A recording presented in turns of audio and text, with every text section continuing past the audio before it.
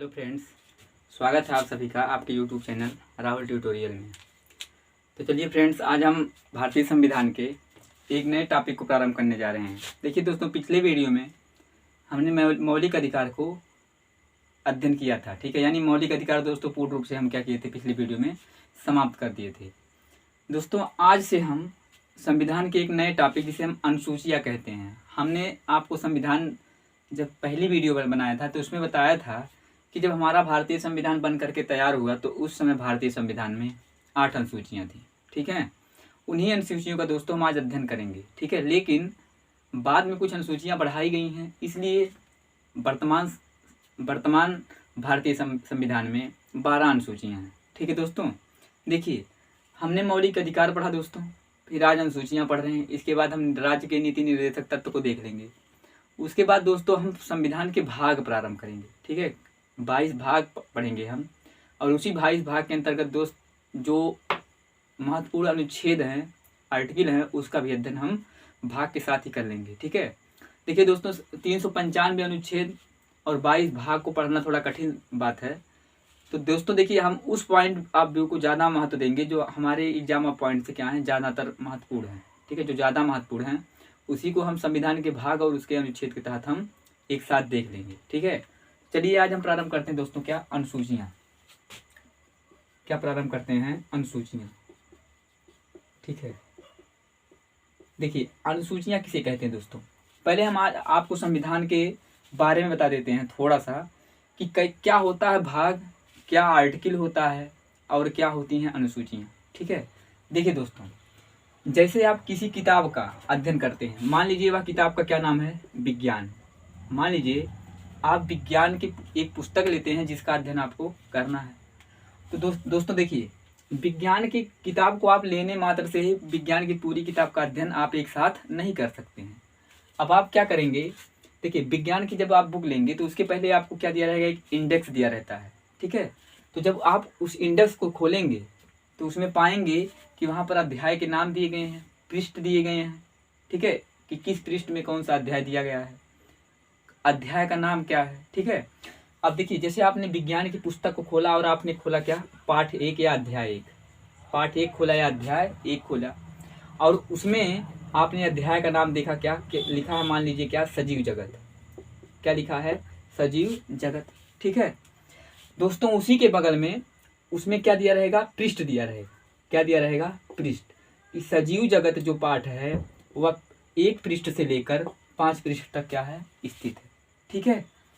इतना अध्ययन करने के बाद दोस्तों अंत में एक जो है किताब के पीछे एक जो पृष्ठ होता है अलग से जोड़ दिया जाता है, जिसे हम समरी कहते हैं। समरी का मतलब दोस्तों, आपने पूरे अध्ययन में, पूरे बुक में, पूरी किताब में क्या अध्ययन किया उसके बारे में पूरा इसकी एक झलक जो होती है उस पृष्ठ में दी रहती है, जिसे हम कहते हैं हमने क्या सीखा, ठीक है। कभी कभी यह अध्याय के बगल में भी दिया जाता है और कभी कभी पूरे किताब के अंत में दिया जाता है। तो विज्ञान, सबसे पहले दोस्तों आप विज्ञान देखेंगे किताब, उसके बाद किताब के बाद आप एक पाठ देखेंगे, पाठ का नाम, और वह जो पाठ का नाम है वह किस पृष्ठ के अंतर्गत आता है उसको भी आप देखेंगे, ठीक। अंत में जो पृष्ठ लगा होता है दोस्तों, उसमें आपने पूरी किताब से क्या सीखा उसके बारे में वहाँ दिया गया होता, ठीक है। अब देखिए क्या करते हैं, उसी प्रकार दोस्तों हमारा क्या है, संविधान है। उसी प्रकार हमारा क्या है, संविधान है। विज्ञान की किताब जैसे है दोस्तों, उसी प्रकार हमारा एक पुस्तक है जिसका क्या नाम है, संविधान है, ठीक है। अब देखिए दोस्तों, संविधान को भी कई अध्याय में बांटा गया है, लेकिन उस संविधान में उसे अध्याय या पाठ ना करके क्या कह दिया गया है, भाग कह दिया गया है, ठीक। जैसे उस पुस्तक में अध्याय कहा गया है, उसी प्रकार संविधान में भी कई प्रकार के अध्याय हैं या भाग हैं, कई प्रकार के पाठ या अध्याय हैं। तो उसे अध्याय या पाठ ना कहकर उसे हम क्या कह दिए हैं, भाग कह दिए, ठीक। अब आपको बताए थे कि भागों की संख्या कुल कितनी है, 22 भाग है। मान लीजिए हमें किसी भाग का अध्ययन करना है दोस्तों, तो ऐसे लिखा रहेगा भाग 1। भाग क्या लिखा रहेगा, 1। जैसे भाग 1 में क्या है, संघ एवं राज्य क्षेत्र, संघ एवं राज्य क्षेत्र आता है, ठीक है, राज्य क्षेत्र। यानी अब देखिए दोस्तों, भाग आपने खोला, मान लीजिए भाग आपने खोला और उस भाग का क्या नाम है, संघ एवं राज्य क्षेत्र। अब उस संघ एवं राज्य क्षेत्र की व्याख्या किस अनुच्छेद के तहत की गई दोस्तों? कि अब यहाँ से पृष्ठ के तहत की जाती थी, वहाँ पृष्ठ ना कहकर उसे ही क्या कह दिया गया है? अनुच्छेद कह दिया गया है। ठीक है। अब अनुच्छेद जैसे दोस्तों 1 से लेकर के 4 तक। ठीक है। तो आप किसी भी बुक से लेकर के अपनी संविधान की तुलना क्या कर सकते हैं? कर सकते हैं। बस देखिए दोस्तों, विज्ञान विशेष ज्ञान देता है। विज्ञान किसी भी चीज के बारे में विशेष ज्ञान देना ही क्या कहलाता है? विज्ञान कहलाता है। हम यहाँ आपकी किताब से समझा रहे हैं। संविधान का मतलब होता है दोस्तों सम और प्लस विधान। सम मतलब क्या होता है? बराबर, और विधान का मतलब नियम और कानून। अर्थात एक ऐसी पुस्तक जिसमें जो नियम और कानून दिए गए हैं वह सभी के लिए बराबर हैं, उस किताब को ही हम क्या कहते हैं? संविधान कहते हैं। जिसका निर्माण 2 वर्ष 11 माह और 18 दिन में हुआ, जो कि 26 नवंबर 1949 को बनकर तैयार हुआ। ठीक है। और उसे 26 जनवरी 1950 को पूरे देश में क्या कर दिया गया? लागू कर दिया गया। तो दोस्तों देखिए, जो यहाँ से आपको समझ में आया होगा, किताब से हम अपना संविधान समझ लेते हैं, अध्याय से अपने भाग को समझ लेते हैं, और पृष्ठ को अपनी किससे समझ लेते हैं? अनुच्छेद से समझ लेते हैं। ठीक है। देखिए, जो यहाँ से एक अलग पृष्ठ जोड़ दिया जाता है जिसमें पूरी किताब की झलक उसमें नजर आती है, उसी प्रकार से संविधान में किसको जोड़ दिया गया है? अनुसूचियों को जोड़ दिया गया दोस्तों। और पूरी अनुसूची जो है, उस अनुसूची में पूरे संविधान की झलक हमको नजर में आती है। ठीक है। तो इसी अनुसूचियों का हम क्या करेंगे दोस्तों? आज अध्ययन करेंगे। ठीक है। चलिए, अनुसूचियों का अध्ययन हम प्रारंभ कर रहे हैं। ठीक है। देखिए दोस्तों, हमने आपको बताया था जो हमारा मूल संविधान था, यानी जो संविधान बनकर के तैयार हुआ था, उसमें अनुसूचियों की संख्या कितनी थी? 8 थी। लेकिन वर्तमान संविधान में अनुसूचियों की संख्या जो है वह कितनी है? 12 है। ठीक है दोस्तों। तो अगर आपसे पूछ लिया जाएगा कि जब संविधान बन करके तैयार हुआ था तो उस समय अनुसूचियों की संख्या कितनी थी, तो आप क्या बताएंगे? 8 थी। और पूछ लिया जाएगा कि वर्तमान में जो संविधान है उसमें अनुसूचियों की संख्या कितनी, तो आप क्या बताएंगे? 12 है। ठीक है। इसी 12 अनुसूचियों का अध्ययन हम दोस्तों बारी बारी से करेंगे। ठीक है। तो दोस्तों देखिए, पहले लिखते हैं पहली अनुसूची। हम लिख दे रहे हैं अनुसूची पहली। ठीक दोस्तों। अब देखिए, पहली अनुसूची में भारत देश, इसके संघ शासित प्रदेश और इसके राज्य क्षेत्र का क्या किया गया है? वर्णन किया गया है। फिर से सुनिए, अगर आपसे पूछ लिया जाए कि अनुसूची 1 में क्या वर्णित है, तो आप कहेंगे कि इसमें भारत देश, उस देश के अंदर कितने भी संघ शासित प्रदेश हैं, उसका विस्तार क्या है, ठीक, उसका क्षेत्रफल कहाँ तक है, ठीक है, या जितने भी राज्य हैं उसका विस्तार या उसका क्षेत्रफल कहाँ तक है, इसका वर्णन हमारे भारतीय संविधान के अनुसूची 1 में वर्णित किया गया है। ठीक है। देखिए दोस्तों, कभी कभी प्रश्न इस पर अप्लाइड पूछ लिए जाते हैं। क्या पूछा जाता है? जैसे आपसे पूछ लिया जाए, यदि किसी राज्य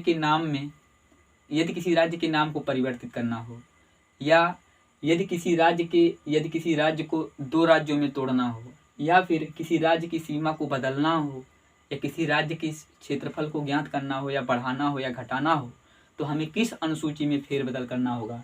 तो आप आंसर देंगे दोस्तों क्या? अनुसूची 1। ठीक है। क्योंकि अनुसूची जो 1 है वह हमारे भारत देश की सीमा, क्षेत्रफल और विस्तार की बात करता है। ठीक है। संघ, यानी हमारे देश में कितने संघ शासित प्रदेश हैं? 8 संघ शासित प्रदेश हैं। आप जानते हैं जम्मू कश्मीर, जो कि धारा 370 हटने के कारण क्या किया गया? जम्मू कश्मीर को 2 भागों में तोड़ दिया गया था। अब लद्दाख हो गया है और जम्मू कश्मीर अलग हो गया। ठीक है दोस्तों। देखिए, जो राज्य क्षेत्र है, मतलब हमारे देश में दोस्तों देखिए 28 राज्य हैं, उनका सीमा क्षेत्र क्या है, उनका विस्तार क्या है, उनका क्षेत्रफल क्या है, उनके जो नए नाम हैं या उनके नाम में जो परिवर्तन किया जा रहा है, नए नाम रखे जा रहे हैं, वो अगर उन सब में परिवर्तन करना हो तो हमें अनुसूची 1 में क्या करना पड़ेगा? फेरबदल करना पड़ेगा। ठीक है दोस्तों।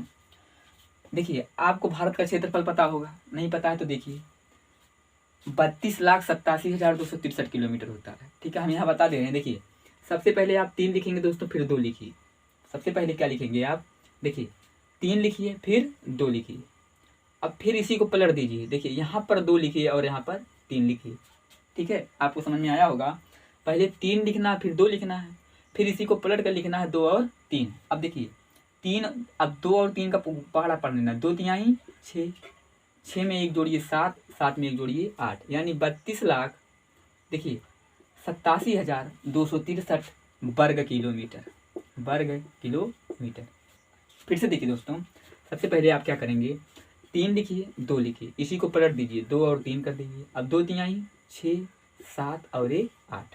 ठीक, देखिए यहाँ कामा लगा दीजिए। 32,87,263 वर्ग किलोमीटर हमारे भारत का क्या है दोस्तों, क्षेत्रफल है, जिसका वर्णन हमारे भारतीय संविधान के अनुसूची 1 में किया गया है।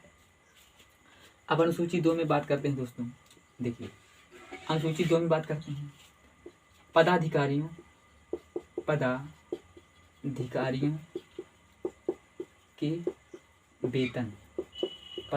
के वेतन। ठीक है दोस्तों, देखिए हमारे देश में विभिन्न प्रकार के सरकारी पद हैं, जैसे IAS का पद है दोस्तों, PCS हो गया, या कोई भी गवर्नमेंट जॉब हो दोस्तों, यानी ऐसे सारे सरकारी पद जिस पर कार्यरत व्यक्ति के कुछ क्या हो, वेतन हो। जैसे प्रधानमंत्री का क्या वेतन हो सकता है, राष्ट्रपति को वेतन के रूप में कितना मिलता है, इसका वर्णन हमारे भारतीय संविधान के अनुसूची 2 में किया गया है। यानी पूछा जाएगा दोस्तों कि भारतीय संविधान के अनुसूची 2 में क्या वर्णित है, तो आप बताएंगे विभिन्न पदों पर आश्रित, विभिन्न पदों पर आधारित, या विभिन्न पदों पर जो बैठे हुए हैं उन पदाधिकारियों के वेतन की बात कही गई है। ठीक है दोस्तों, अनुसूची 3 का अध्ययन करते हैं। देखिए शपथ की बात, पदाधिकारियों के शपथ, पदाधिकारियों के शपथ।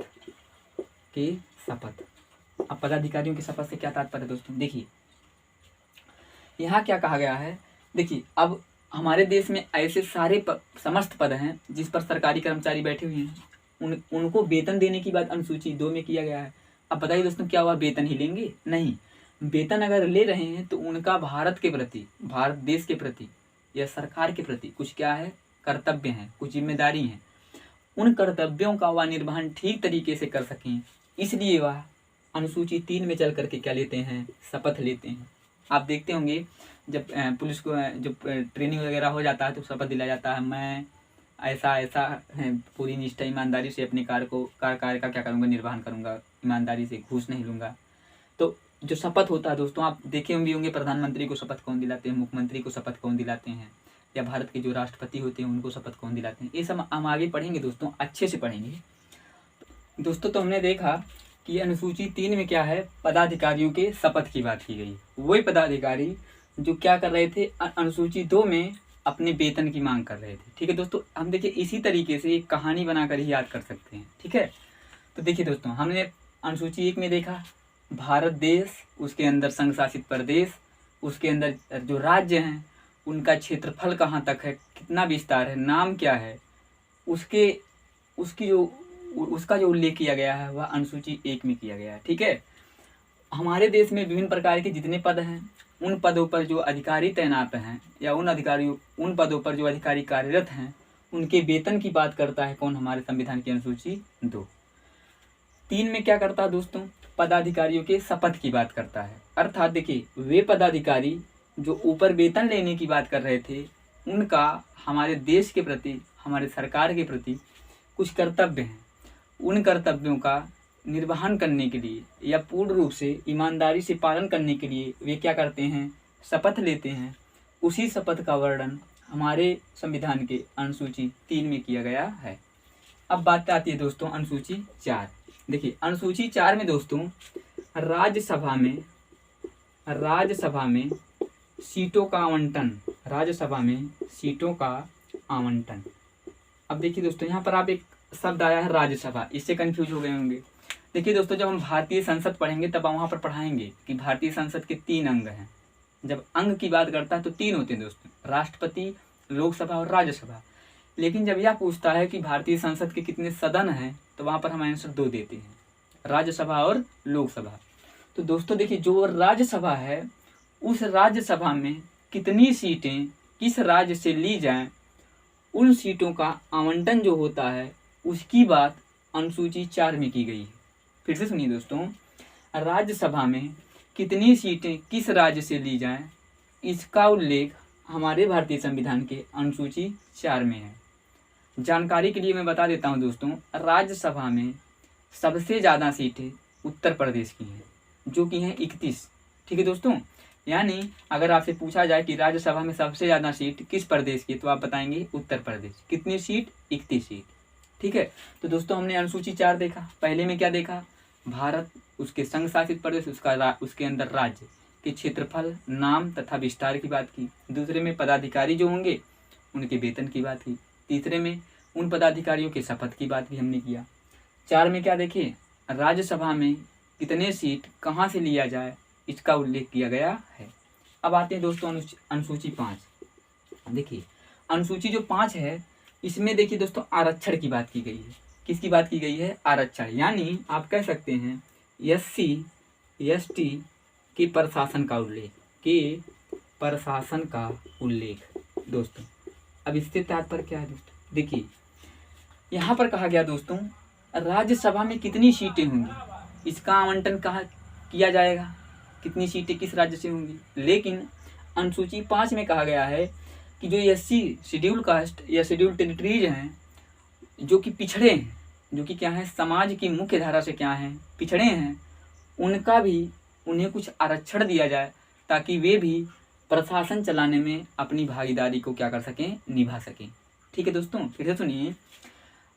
अनुसूची 5 में कहा गया है SC या ST जो कि समाज की मुख्य धारा से क्या है, पिछड़े हुए हैं, उनके लिए कुछ आरक्षण की व्यवस्था की जाए जिससे वे भी प्रशासन को चलाने में अपनी पूर्ण सहभागिता क्या करें, निभा सकें। ठीक है। अब देखिए अनुसूची 6। अनुसूची 6 में दोस्तों 4 विशेष राज्यों को असम मेघालय, त्रिपुरा और मिजोरम के जनजातियों को विशेष आरक्षण दोस्तों, विशेष आरक्षण। अब यह क्या है दोस्तों? देखिए हमारा जो पूर्वोत्तर राज्य दोस्तों, मैप में देखिए आप, एक रफली भी बना रहा हूँ मैं। देखिए जो हमारा मैप है, मैप में जो दोस्तों हमारा एक पूर्वोत्तर राज्य है, ये जो हमारा पूर्वोत्तर राज्य दोस्तों, ठीक है, ये जो हमारा पूर्वोत्तर राज्य दोस्तों, देखिए यह उत्तर और ये दक्षिण, ये पूर्व है दोस्तों और ये पश्चिम है। अब देखिए यदि हम इस तरीके से इसे काटते हैं तो देखिए दोस्तों ये जो राज्य हैं, यहाँ पर जो राज्य जैसे 7 सिस्टर कहते हैं, यानी 7 रानियाँ कहते हैं, यहाँ पर जो 7 राज्य स्थित हैं दोस्तों, उसमें से 4 राज्यों को, अब देखिए क्योंकि यह उत्तर है दोस्तों और यह क्या है, पूरब है। अब पूरब और उत्तर को मिलाकर दोस्तों क्या कहते हैं, पूर्वोत्तर कहते हैं। लेकिन दोस्तों भूगोल की भाषा में कहना गलत है।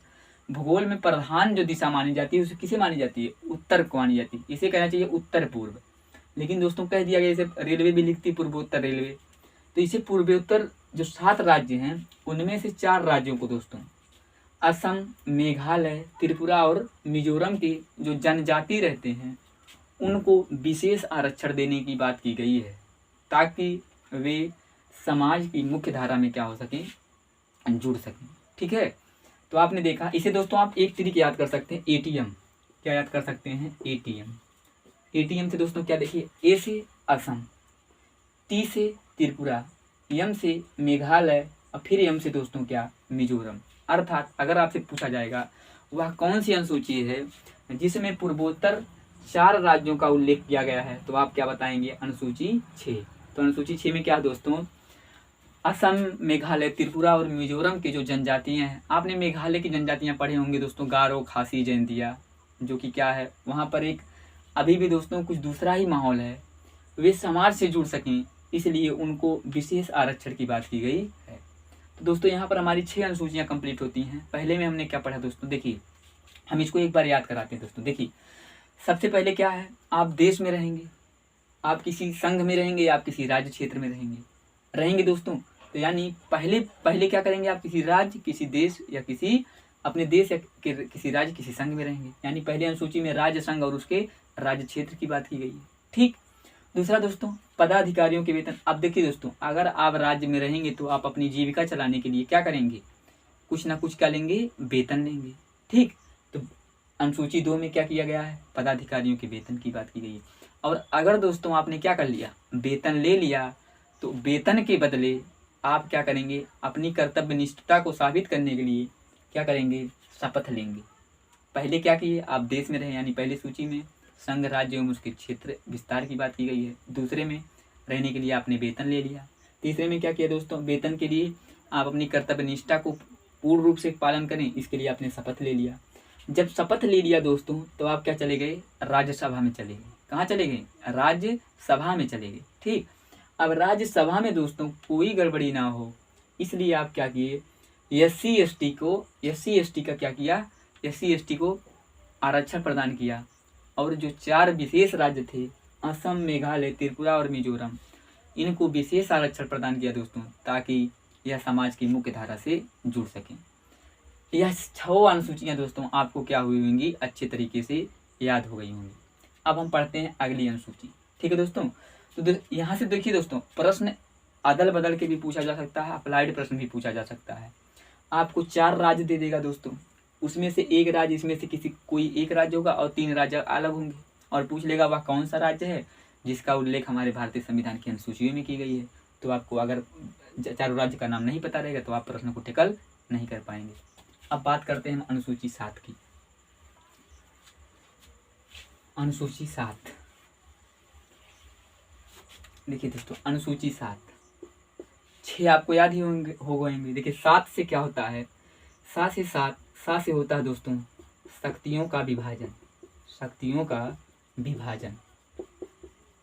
या दोस्तों 7 से 7 आप कर सकते हैं आर करके सूचियाँ, आप क्या कर सकते हैं, सूचियाँ। ये अनुसूचियाँ दोस्तों, और ये क्या हैं, सूचियाँ हैं। ठीक है, देखिए दोस्तों, शक्तियों का विभाजन से तात्पर्य क्या है दोस्तों। देखिए हमारे देश में 2 स्तर पर सरकारें होती है, एक केंद्र स्तर पर और एक राज्य स्तर पर। तो राज्य स्तर, देखिए दोनों अपने नियम को बनाने, देखिए जो स्टेट गवर्नमेंट होती है, जो राज्य सरकार होती है, वह राज्य के नियमों पर अपना, राज्य के सीमा क्षेत्र में अपने कानून को बनाती है, जबकि जो संघ सरकार होती है वह केंद्र के नियमों को बनाती है। तो दोस्तों कभी दोनों में मतभेद ना हो, अर्थात कभी संघ सरकार राज्य पर कोई ऐसा नियम ना बना दे जो राज्य सरकार को बुरा लगे, या अगर राज्य सरकार कोई ऐसा नियम ना बना दे जो कि उसके अधिकार क्षेत्र में ना हो, अर्थात राज्य सरकार कभी संघ सरकार के कामों में दखल अंदाजी ना दे। इसलिए इनके शक्तियों का क्या कर दिया गया दोस्तों, विभाजन कर दिया गया। और उसे विभाजन करने के लिए 3 सूचियों का प्रयोग किया गया। पहला सूची था संघ सूची, और दूसरा क्या था दोस्तों, राज्य सूची, और तीसरा क्या था दोस्तों, समवर्ती सूची।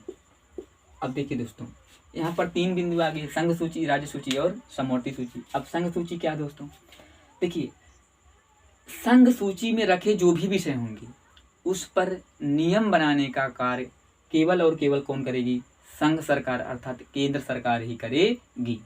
अर्थात संघ सूची में रखे विषयों पर कभी भी राज्य सरकार नियम नहीं बना सकती है। और जो राज्य सूची होगी दोस्तों, राज्य सूची में जो भी विषय रखे गए होंगे उस पर नियम बनाने का कार्य कौन करेगी, राज्य सरकार करेगी। अर्थात इस पर संघ का कोई भी दबाव नहीं कार्य करेगा। लेकिन दोस्तों कुछ ऐसे भी कार्य हैं, कुछ ऐसे भी विषय हैं जो मानव कल्याण से संबंधित हैं, जिस पर संघ सरकार और राज्य सरकार दोनों मिल करके क्या कर सकते हैं, नियम को बना सकते हैं। ठीक है, तो अनुसूची 7 में क्या है दोस्तों, शक्तियों का विभाजन किया गया है। कैसी शक्तियों का विभाजन, देखिए दोनों प्रकार की जो सरकार हैं, स्टेट गवर्नमेंट और सेंट्रल गवर्नमेंट, दोनों में कभी मतभेद ना हो, इसलिए उनके शक्तियों को विभाजित कर दिया गया। उनके विभाजन के लिए 3 सूचियों का प्रयोग किया गया। संघ सूची यानी ऐसी सूचियाँ जिस पर केवल और केवल संघ सरकार नियम बना सकती है, जैसे सेना हो गई, सेना में दोस्तों तीनों सेना, जल सेना, थल सेना, वायु सेना। रेलवे हो गया, आप जानते हैं दोस्तों रेलवे किसके अंतर्गत कार्य करता है, केंद्र सरकार के। या डाक विभाग हो गया। ऐसे जो इन सब पर जो नियम बनाएगी दोस्तों, इस पर राज्य का कोई अधिकार नहीं है, इस पर राज्य सरकार कोई भी अधिकार नहीं बना सकती है, कोई भी नियम नहीं बना सकती। इस पर केवल और केवल किसका चलेगा, संघ सरकार का। जैसे राज्य सूची में क्या दोस्तों, यानी राज्य सूची में रखे ऐसे विषय जिस पर केवल राज्य सरकार का नियम बना सकती है, उस पर संघ सरकार का कोई भी दबाव नहीं होता। जैसे राजस्व विभाग हो गया दोस्तों, या राज्य की पुलिस हो गई, इस पर नियम बनाने का काम कौन करती है, राज्य सरकार करती है।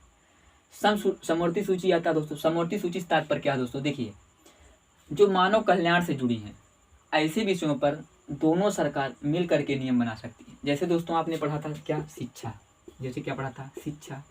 अगला क्या हो गया, चिकित्सा, क्या हो गया, चिकित्सा। आप देख रहे हैं चिकित्सा के लिए एम्बुलेंस सेवा उपलब्ध कराई जा रही है, ठीक है। शिक्षा, जैसे आप देखिए पुलिस भी है दोस्तों, केंद्र सरकार और राज्य सरकार के अंतर्गत आती है। लेकिन दोस्तों जो शिक्षा है, तो शिक्षा देखिए समवर्ती सूची में, देखिए दोस्तों यह एक बड़ा टॉपिक है। जब हम आपको पढ़ाएंगे तो आपको बता देंगे, यहाँ से कभी कभी पूछ लिया जाए दोस्तों कि कौन सा विषय किस सूची के अंतर्गत आता है, तो आपको बताऊंगा, मैं पढ़ा दूंगा ये तीनों सूचियाँ। तो यहाँ पर बता दूंगा कि कौन कौन से विषय संघ सूची के अंतर्गत आते हैं, कौन राज्य सूची के अंतर्गत, और कौन से समवर्ती सूची के अंतर्गत आते हैं। यह प्रश्न कई बार पूछा है दोस्तों कि शिक्षा किस सूची में रखा गई है, किस सूची में रखी गई है, तो आप बताएंगे क्या, समवर्ती सूची। तो दोस्तों 7 से 7, तो 7वीं अनुसूची में क्या है, शक्तियों का विभाजन, ठीक है, आपको अच्छे से समझ में आया होगा। अब आते हैं अनुसूची 8 की, भाषाओं का उल्लेख। भाषाओं का उल्लेख, ठीक है। भाषाओं का उल्लेख से तात्पर्य क्या दोस्तों, 1 मिनट। देखिए दोस्तों भाषाओं से उल्लेख का तात्पर्य क्या है, देखिए हमारे संविधान द्वारा मान्यता प्राप्त जितनी भी भाषाएं हैं उसका उल्लेख हमारे भारतीय संविधान के 8वीं अनुसूची में किया गया है। देखिए दोस्तों जब हमारा मूल संविधान बना, तो उस समय भाषाओं की संख्या कितनी थी, 14 थी। कितनी थी, 14 थी। लेकिन बाद में 14 से बढ़ाकर इसे कितना कर दिया गया, 18 कर दिया गया, ठीक है। फिर दोस्तों इस 18 भाषाओं में 4 भाषाओं को और जोड़ दिया गया, और वर्तमान में भाषाओं की संख्या कितनी हो गई है, 22 हो गई है, ठीक है। अब आप अगर चाहें तो उन 22 भाषाओं को याद भी कर सकते हैं, ठीक है। मैथिली, जैसे देखिए यहाँ से क्या नाम है, कश्मीरी, सिंधी, पंजाबी, हिंदी, नेपाली, मैथिली, ठीक है पंजाबी, कन्नड़, ये भी कन्नड़, तमिल, तेलुगु, मलयालम, ठीक है, ये सब आप याद कर सकते हैं। लेकिन दोस्तों जो प्रश्न पूछे जाते हैं वह ज़्यादातर 4 ही विषय से 4 ही भाषाओं से पूछा जाता है। वे 4 भाषाएं जो जल्दी से भारतीय संविधान के अनुसूची 8 में ऐड की गई हैं, वे कौन सी हैं। तो देखिए दोस्तों उसके लिए आप एक ट्रिक याद कर सकते हैं, बोर्ड मास। क्या याद कर सकते हैं, बोर्ड मास। देखिए दोस्तों बी से क्या, बीओ से क्या हो जाएगा, बोडो, बीओ से क्या हो जाएगा, बोडो। डी से क्या हो जाएगा दोस्तों, डोगरी। यम से क्या हो जाएगा, मैथिली। यम ए से क्या हो जाएगा दोस्तों, मैथिली। और यस से क्या हो जाएगा, संथाली। यस से क्या हो जाएगा, संथाली। अर्थात ये 4 भाषाएं ऐसी भाषाएं हैं दोस्तों जिनके जुड़ने के पश्चात हमारे भारतीय संविधान में भाषाओं की संख्या कितनी हो गई, 8 हो गई। तो 6 तक दोस्तों हमने याद ही किया था। 7वें में क्या है, 7 से 7, 7 से शक्तियों का विभाजन, या 7 से 7, 7 से सूचियाँ। भाषाओं का वर्णन किसमें दोस्तों, भाषाओं का वर्णन हमारे भारतीय संविधान के अनुसूची 8 में किया गया। वर्तमान में कितनी भाषाएं हैं, 22 भाषाएं। हमारे मूल संविधान में भाषाओं की संख्या कितनी थी, तो आप क्या बताएंगे, 14 थी। वे 4 भाषाएं जो जल्दी ही जुड़ करके, हमारे भारतीय संविधान में 4 भाषाएं जो जल्दी जुड़ करके भाषाओं की संख्या को 22 बना दिया। वे चारों भाषाओं में से कभी एक भाषा आपके ऑप्शन में दे देगा और आपसे वहाँ पर प्रश्न पूछ लिया जाएगा, ठीक है दोस्तों। तो ये 4 भाषाएं हैं, बोडो, डोगरी, मैथिली और संथाली। देखिए दोस्तों यहाँ जो 8 अनुसूचियाँ हमने पढ़ी, यही 8 अनुसूचियाँ हमारे भारतीय संविधान के, हमारे मूल भारतीय संविधान में जब बन करके तैयार हुआ था तब वर्णित थी। 4 अनुसूचियाँ और जोड़ी गई। अब उन 4 सूचियों का दोस्तों हमें विस्तृत रूप से अध्ययन करना पड़ेगा, ठीक है। उन 4 सूचियों का अध्ययन हमें विस्तृत रूप से करना पड़ेगा। तो दोस्तों चलिए हम कर ही लेते हैं। देखिए अनुसूची 9वीं, ठीक है दोस्तों। देखिए अनुसूची 9वीं में क्या कहा गया, भूमि सुधार। क्या कहा गया है, भूमि सुधार। भूमि सुधार से क्या तात्पर्य है दोस्तों, देखिए जब हमारा देश गुलाम था तो हमारे देश में जमींदारी व्यवस्था थी। कैसी व्यवस्था थी, जमींदारी व्यवस्था थी। अर्थात किसानों को जो जमींदार थे वे खेत दे देते थे, और खेत के बदले वे क्या करते थे, उनसे लगान वसूलते थे, ठीक है। जो कि दोस्तों बहुत ही क्या थी, दुर्व्यवस्था थी। इसी दुर्व्यवस्था को ख़त्म करने के लिए हमारे भारतीय संविधान के 9वीं अनुसूची में भूमि सुधार अधिनियम जोड़ा गया, ठीक है। वह किस अनुसूची में है, 9वीं अनुसूची।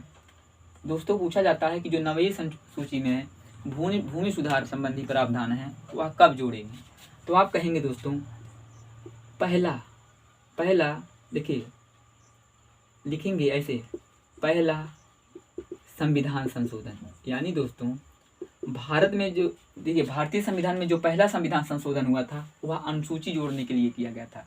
और वह कौन सी अनुसूची जुड़ी थी? 9वीं। और कब यह किया गया था दोस्तों? 1951 में। तो दोस्तों अगर आपसे पूछा जाएगा कि भूमि सुधार संबंधी प्रावधान जो अनुसूची 9 में जोड़ी गई वह किस संविधान संशोधन के तहत जोड़ा गया, तो आप क्या कहेंगे? पहला संविधान संशोधन। और पहला संविधान संशोधन कब किया गया दोस्तों? तो आप बताएंगे 1951 में। ठीक है, आपको याद हुआ होगा। 9वीं अनुसूची में क्या दोस्तों? भूमि सुधार। भूमि सुधार से तात्पर्य जमींदारी व्यवस्था का पूर्ण रूप से क्या करना? अंत करना। आप जानते हैं हमारा देश क्या था? गुलाम था। जमींदारी व्यवस्था चल रही थी, किसानों को खेत दिए जाते थे, उसके बदले उनसे लगान वसूले जाते थे। लगान ना देने के लिए उन पर क्या किया जाता? उनको प्रताड़ित किया जाता था। ऐसी सारी व्यवस्थाओं को समाप्त करने के लिए भूमि सुधार अधिनियम लाया गया और भूमि सुधार संबंधी प्रावधान जो लाए गए, इसके तहत उसे अनुसूची 9 में जगह दी गई। किस संविधान संशोधन के तहत? तो पहला संविधान संशोधन। कब किया गया दोस्तों? 1951। याद भी कर सकते हैं। देखिए यहाँ पर पहला दोस्तों, यहाँ पर क्या है? पहला है और यहाँ पर 1951 है दोस्तों, यानी इसके अंत में भी एक है और पहले भी एक है। ठीक है, आप पढ़ते हैं अनुसूची 10। अनुसूची 10 पढ़ते हैं दोस्तों। देखिए इसमें कहा गया दल बदल पर रोक। दल बदल पर रोक। अब दल बदल पर रोक क्या है दोस्तों? देखिए दोस्तों इस बिंदु को याद करना बहुत जरूरी है कि कौन सा संविधान संशोधन हुआ, कौन सा संविधान संशोधन हुआ, कब हुआ, इसका वर्णन हमें पहले पढ़ना होगा। ठीक है, अब देखिए दोस्तों दल बदल पर रोक। दल बदल पर रोक पर तात्पर्य से क्या दोस्तों? देखिए इसे जोड़ा गया दोस्तों, दल बदल पे जो रोक है दोस्तों, इसे जोड़ा गया 52वां संविधान संशोधन। 52वां संविधान संशोधन 1985 के तहत। 1985 के तहत। वास्तव में दोस्तों दल बदल है क्या? देखिए दोस्तों दल बदल से तात्पर्य क्या होते थे? जब चुनाव होता था दोस्तों तो कई नेता या कई प्रत्याशी ऐसे होते थे जो चुनाव किसी और चिन्ह से जीतते थे, लेकिन चुनाव जीतने के पश्चात वह पैसे के लालच में किसी अन्य पार्टी में चले जाते थे, जो कि दोस्तों क्या थी? जिससे बहुत ही दखलंदाजी पैदा होती थी। उसी दखलंदाजी को रोकने के लिए हमारे भारतीय संविधान में 52वां संविधान संशोधन किया गया। और वह कब किया गया? 1985 में। और कहा गया दोस्तों कि कोई भी व्यक्ति जिस चुनाव चिन्ह से चुनाव लड़ेगा, जीतने के पश्चात वह 5 सालों तक उसी दल में क्या करेगा? रहेगा, अर्थात अपने दल को बदल नहीं सकता है। तो अनुसूची 10 में क्या कहा गया दोस्तों? देखिए दा से दल बदल पर रोक। कौन सा संविधान संशोधन? 52वां संविधान संशोधन। कब? 1985। देखिए दोस्तों इसको याद करने का ट्रिक देखिए, दा से दस दल बदल पर रोक। ठीक है, अब देखिए दोस्तों अगर हम 5 गुणे 2 करते हैं, देखिए 5 दूनी 10, यानी यहाँ से गुणा करने के पश्चात भी हमें 10वीं अनुसूची और दल बदल पर रोक की क्या हो रही है? रोक दिखाई दे रहा है। यानी 52वें संविधान संशोधन के तहत 1985 में 10वीं अनुसूची को जोड़ा गया, जिसमें दल बदल पर क्या लगाया गया? रोक। ठीक है दोस्तों, आशा करता हूँ आपको अनुसूची 9वीं और अनुसूची 10वीं समझ में आई होगी। अब 2 अनुसूची बचती है दोस्तों, इसको हम देख लेते हैं जल्दी से क्योंकि वीडियो काफ़ी लंबा हो रहा है। देखिए अनुसूची 11। अनुसूची 11 में क्या कहा गया दोस्तों? देखिए इसमें ग्राम पंचायत ठीक है के गठन की बात की गई।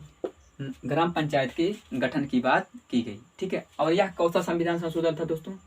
73वां संविधान संशोधन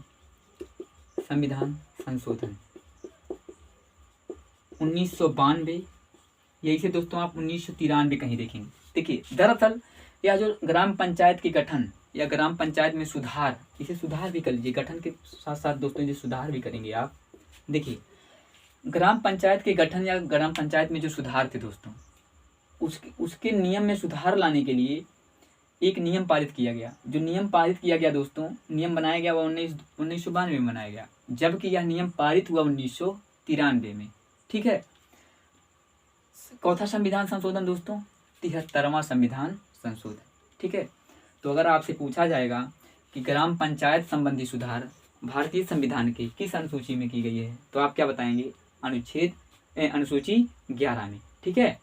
अब देखिए किस संविधान संशोधन के तहत? 73वें संविधान संशोधन के तहत। कब किया गया? 1992 या 1993 में। ठीक है। अब देखिए दोस्तों, बात आती है अनुसूची 12 की। बात किसकी आती है? अनुसूची 12 की। देखिए ग्राम की बात कर लिए दोस्तों, लेकिन शहर की बात हम नहीं किए हैं, तो बचता है शहर, यानी नगर प्रशासन की, यानी नगर प्रशासन की बात हमारे भारतीय संविधान में अनुसूची 12 में 74वां संविधान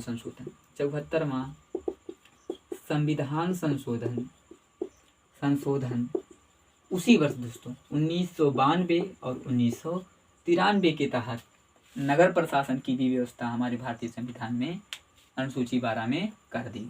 किस संविधान संशोधन के तहत? 74वें संविधान संशोधन के तहत। तो यहाँ पर दोस्तों हमने 12 अनुसूचियों को देखा, जिसे आप बहुत आसानी से याद भी कर सकते हैं। ठीक है। अगर इन अनुसूचियों को याद करने में कोई भी प्रॉब्लम आपको होती, कोई भी समस्या होती है, तो आप क्या करेंगे दोस्तों? कमेंट करके बताएंगे, हम उसको फिर से याद करवा देंगे। वैसे कुछ भी नहीं दोस्तों, आप याद कर सकते हैं जल्दी। देखिए पहले अनुसूची में क्या था? भारत संघ शासित प्रदेश और उसके राज्य क्षेत्र की बात की गई है। ठीक। और दोस्तों यदि आप भारत में रहेंगे तो अपनी जीविका चलाने के लिए कुछ वेतन लेंगे, यानी पदाधिकारियों के वेतन की बात अनुसूची 2 में। अब वेतन लेंगे दोस्तों, सरकार के प्रति आपका कुछ कर्तव्य रहेगा, यानी अनुसूची 3 में। अब जब दोस्तों आप शपथ ले लेंगे तो आप राज्यसभा में जाएंगे, अनुसूची 4 में, यानी राज्यसभा में सीटों का आवंटन अनुसूची 4 में। अब राज्यसभा में दोस्तों आप अकेले थोड़ो बैठ जाएंगे, आप क्या करेंगे? जो समाज की मुख्य धारा से दूर हैं, अर्थात SC ST के प्रशासन की भी बात करेंगे, अनुसूची 5 में। ठीक। 4 पूर्वोत्तर राज्य असम, मेघालय, त्रिपुरा और मिजोरम की जनजातियों को विशेष आरक्षण की बात करेंगे। 7 से 7 होता है दोस्तों, 7 से शक्तियों का विभाजन कर देंगे अनुसूची नंबर 7 में। ठीक। अनुसूची 8 में 22 भाषाओं का उल्लेख है। वर्तमान में भाषाओं की संख्या 22 है। 4 भाषाएं नई जोड़ी गई, बोडो, डोगरी, मैथिली और संथाली। अनुसूची 9 में भूमि सुधार। अनुसूची 10 में दा से दल बदल। ठीक है। दल बदल कब? 52वां संविधान संशोधन 1985 के तहत।